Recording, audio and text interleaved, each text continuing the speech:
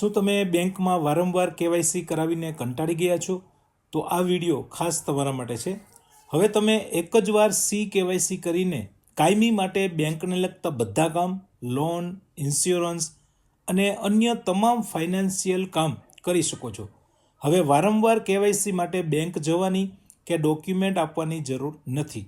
આ માટે સરકારે કેવાયસી જાહેર કરેલ છે, જેમાં આપણને 14 અંકનો એક નંબર મળે છે.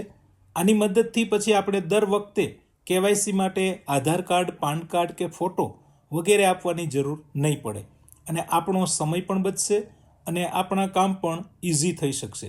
તો આ કેવાયસી શું છે અને આ નંબર ઓનલાઈન ઘર બેઠા કેવી રીતે મેળવવો, ચાલો જોઈએ આ વિડીયોમાં. નમસ્કાર મિત્રો, આપનું સ્વાગત છે પૂરણ ગોંડલિયા યુટ્યુબ ચેનલ પર, જ્યાં તમે મેળવો છો એજ્યુકેશનલ ડિજિટલ નોલેજ અને રોજિંદા જીવનમાં ઉપયોગી માહિતી સરળ ભાષામાં. હવે કેવાયસી એટલે કે central know your customer Bharat સરકાર દ્વારા શરૂ કરાયેલ કેન્દ્રીકૃત રિપોઝિટરી આ સિસ્ટમ છે, જે ગ્રાહકના કેવાયસી રેકોર્ડને કાયમી માટે સેવ કરે છે.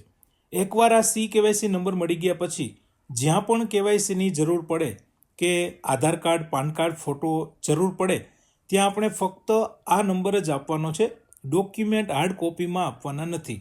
ઉદાહરણ તરીકે કોઈ બેંકમાં જો તમારે ખાતું ખોલાવવું હોય તો ફક્ત આ નંબર આપશો એટલે ડોક્યુમેન્ટ આપવાની જરૂર નહીં રહે. વિગત સીધી ઓનલાઈન લેવાઈ જશે. આ નંબર તમે તમારા મોબાઈલમાંથી પણ એકદમ ઇઝી જનરેટ કરી શકશો. કેવી રીતે? ચાલો પ્રેક્ટિકલ મોબાઈલ સ્ક્રીન ઉપર. તો સૌથી પહેલાં તમારા મોબાઈલ, કોમ્પ્યુટર કે લેપટોપમાં કોઈ પણ એક બ્રાઉઝર ઓપન કરી અને અહીંયા ટાઈપ કરો કેવાયસી. આટલું લખી સર્ચ કરશો એટલે પહેલી જ લિંક આ પ્રમાણે કંઈક જોવા મળશે. URL ચેક કરી લેવું, www.ckycindia.in. તો આ લિંક ઉપર આપણે ક્લિક કરીએ. હવે એનું ડેશબોર્ડ કંઈક આ પ્રમાણે જોવા મળશે. ગવર્મેન્ટ ઓફ ઇન્ડિયાની આ ઓફિશિયલ વેબસાઇટ છે. અહીંયા તમે નીચે ડિટેલ પણ જોઈ શકો છો. અહીંયા સૌથી ઉપર જોશો તો આ પ્રમાણેના જે ઓપ્શન છે એમાં એક ઓપ્શન આવું હશે, વ્યૂ યોર કેવાયસી કાર્ડ. આના ઉપર આપણે ટચ કરીએ. ત્યાર પછી ફેચ યોર કેવાયસી કાર્ડ અને નીચે બે ઓપ્શન મળશે, એન્ટર મોબાઈલ નંબર અને એન્ટર કેપ્ચા. તો બેંક એકાઉન્ટમાં તમે જે મોબાઈલ નંબર આપ્યો હશે એ મોબાઈલ નંબર અહીંયા લખવાનો છે અને નીચે આ કેપ્ચામાં જે કોડ દેખાય છે એ કોડ એવી જ રીતે અહીંયા લખવાના છે. કેપ્ચા કોડ વ્યવસ્થિત ક્લિયર ન વચાય તો અહીંયાથી તમે ટચ કરી અને બદલાવી પણ શકો છો.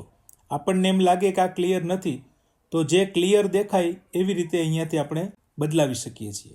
તો બેંક એકાઉન્ટમાં જે આપેલા હોય એ મોબાઈલ નંબર લખી અને હું કેપ્ચા કોડ લખું છું. ત્યાર પછી નેક્સ્ટ ઉપર ક્લિક કરીએ. જેવું તમે નેક્સ્ટ ઉપર ટચ કરશો એટલે નીચે એક ઓપ્શન મળશે, એન્ટર OTP. હવે તમે જે નંબર લખ્યો છે એ મોબાઈલ નંબર ઉપર એક OTP કોડ મળ્યો હશે. એ OTP કોડ અહીંયા લખવાનો છે. ત્યાર પછી સબમિટ ઉપર ક્લિક કરો. તો હવે આ પ્રમાણે મોબાઈલમાં સ્ક્રીન જોવા મળશે. તમારો મોબાઈલ નંબર જો એક કરતાં વધુ વ્યક્તિના બેંક એકાઉન્ટમાં આપેલ હશે તો અહીંયા એક કરતાં વધુ નામ આવી રીતે સ્ક્રીન ઉપર જોવા મળશે. એમાંથી તમે જે વ્યક્તિના કેવાયસી નંબર મેળવવા માગતા હોય એમના નામની સામે લાસ્ટમાં જોશો તો અહીંયા ઓપ્શન મળશે જેમાં તમે ટીક કરી શકશો. તો એક્ઝામ્પલ તરીકે હું અહીંયા ટીક માર્ક આપું છું અને નીચે ઓપ્શન હશે સબમિટ. તો સબમિટ ઉપર ટીક કરીએ. ત્યાર પછી અહીંયા તમે જોઈ શકો છો રિક્વેસ્ટ, રેફરન્સ અને એક નંબર છે સક્સેસફુલી સબમિટેડ. હવે આપણે જે મોબાઈલ નંબર લખ્યો છે એ નંબર ઉપર તમે જોશો તો એક ટેક્સ્ટ મેસેજ એટલે કે સાદો મેસેજ મળ્યો હશે. અહીંયા તમે જોઈ શકો છો અહીંયા આવી રીતનો એક મેસેજ મળી ગયો છે જેમાં કેવાયસી 14 અંકનો નંબર પણ આપણને જોવા મળશે.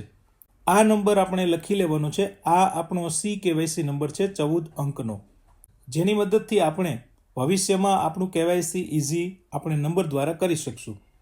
નીચે એક લિંક આપેલી છે, એ લિંક ઉપરથી આપણને કેવાયસી કાર્ડ પણ ડાઉનલોડ કરી શકીએ છીએ, જે આપણે સેવ રાખી શકીએ છીએ. તો લિંક ઉપર ક્લિક કરીએ. ત્યાર પછી આવી રીતે ઓપ્શન મળશે. તો અહીંયા ચેકબોક્સમાં ટીક માર્ક આપવાનું છે અને કન્ટિન્યુ.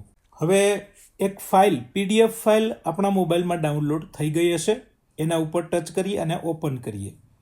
ઓપન કરતી વખતે આવું સ્ક્રીન ઉપર આવશે, ધીસ ફાઇલ ઇઝ પ્રોટેક્ટેડ, મતલબ કે પાસવર્ડથી પ્રોટેક્ટ કરેલી છે. હવે પાસવર્ડ શું છે? તો પાસવર્ડ એ જે તે વ્યક્તિની જન્મ તારીખ છે, બર્થ ડેટ છે.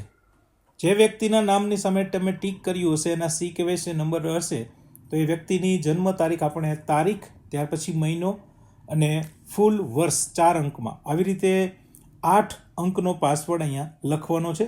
ત્યાર પછી આવી રીતે કાર્ડ જોવા મળશે, તમે જોઈ શકો છો. આની તમે પ્રિન્ટ આઉટ પણ લઈ શકો છો અને સેવ પણ રાખી શકો છો. માહિતી ઉપયોગી લાગી હોય તો ચેનલ સબસ્ક્રાઈબ કરી લેજો, કારણ કે આવા ઇન્ફોર્મેશન આપતા વિડીયો મારી ચેનલ પર મળતા રહેશે. મારી ચેનલ પર હવે તમે કયા વિષય પર વિડીયો જોવા માંગો છો કોમેન્ટમાં લખવાનું ભૂલતા નહીં. ફરી મળીશું નવા ટોપિક સાથે.